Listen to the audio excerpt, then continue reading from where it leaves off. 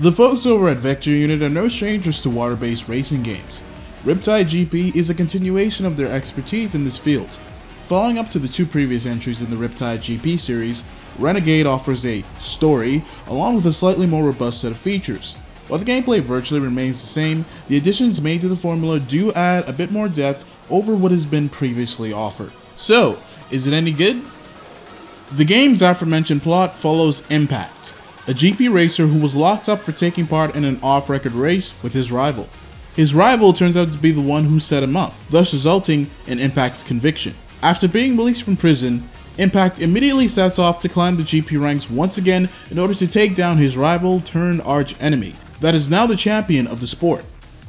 The addition of a story adds some drama to the formula, but it really isn't necessary. There are many other arcade races out there with stories, like a lot of Need for Speed titles, but I never found it to be a true necessity most of the time.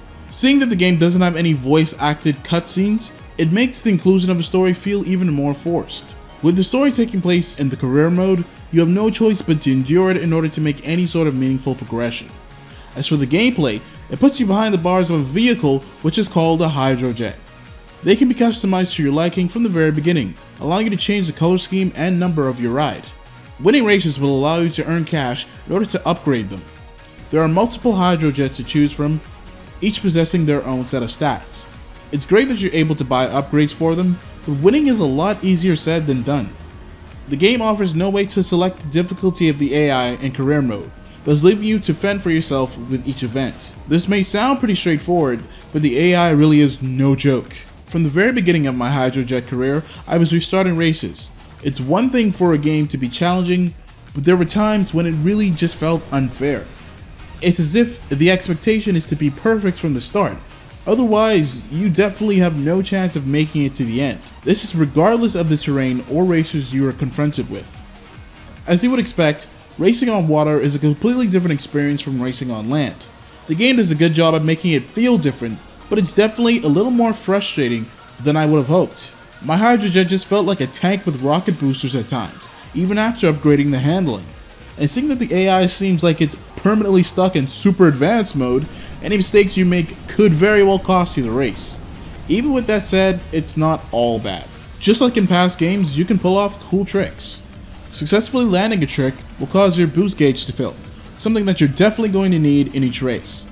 The control inputs are simple enough, and there's a large variety. New tricks can even be unlocked via skill points, which are earned by placing as high as possible in each race, which then leads to you gaining experience points, which causes you to level up. Skill points can also be spent on actual skills, such as getting a longer boost or being able to draft behind opponents.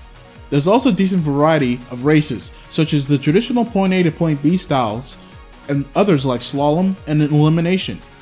To tie in with the story, the game offers boss battle races. Winning them will unlock new vehicles. Outside of the career, there's also the usual quick race mode, along with local and online multiplayer options. Unfortunately, I wasn't able to try out the online multiplayer due to playing the game early before its release. Gameplay wise, Renegade really isn't all that bad. It has its flaws, but there's still a lot of fun to be had with the sense of speed and cool tricks. Not to mention that the various locales are pretty nice, even though their themes do kind of mesh together. So with that said, how's the rest of the package? The visuals really haven't changed all that much from Riptide GP 2.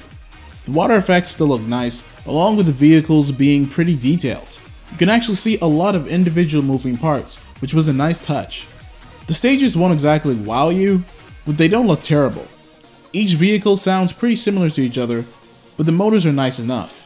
Speaking of music, the music selection is made up entirely of electronic/techno and dubstep.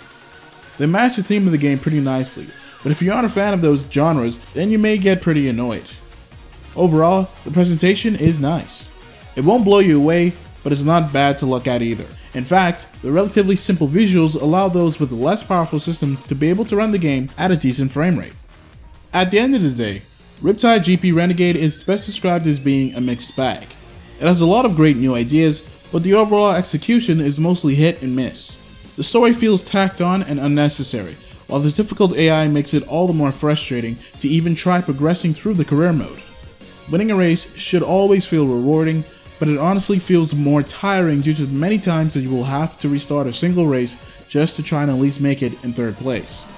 Nevertheless, having the ability to upgrade and customize your vehicle is great, and is a good incentive to try and do your best in each event. The visuals aren't anything that will dazzle you, but the water effects do look great, and the vehicles are pretty detailed. The soundtrack is also very nice.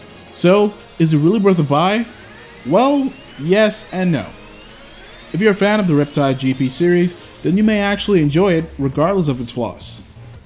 If you're just getting into the series, however, I'd really recommend you check Riptide GP 2, as it offers a more balanced experience than Renegade. At only $15, Renegade is a decent price, but the overall difficulty may leave some thinking that that money could have been better spent. Even so, I can honestly say that it's not really a bad game. It just has its fair share of flaws that stop it from being what I would consider to be great.